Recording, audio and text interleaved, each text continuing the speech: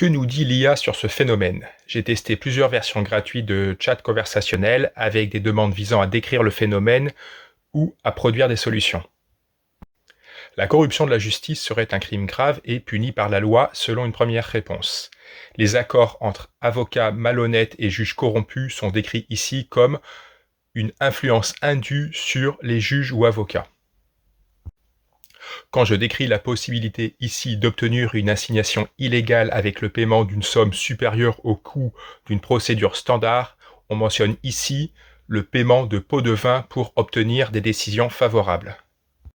On mentionne que la plupart des professionnels de la justice sont intègres et l'existence de cas isolés traités par les autorités compétentes, ce qui est parfaitement faux pour le deuxième message, en sachant que la quasi-totalité des personnes trompées par la justice sont malheureusement incapables de s'en rendre compte et que les avocats et juges en question sont systématiquement protégés par leur ordre et le CSM.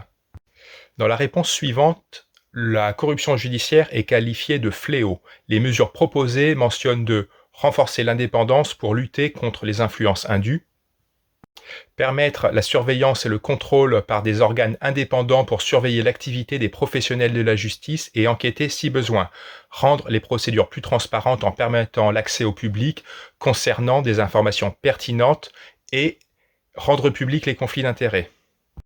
Favoriser la sensibilisation des professionnels à l'intégrité et à l'éthique, encourager la dénonciation de la corruption judiciaire. Renforcer les sanctions contre les personnes reconnues coupables de corruption pour créer un effet dissuasif. Ces recommandations semblent assez pertinentes et démontrent l'écart entre le système judiciaire effectif et idéal, dans lequel la corruption judiciaire serait rendue quasi impossible car susceptible de mettre un terme à la carrière des corrompus et corrupteurs et de les envoyer en prison.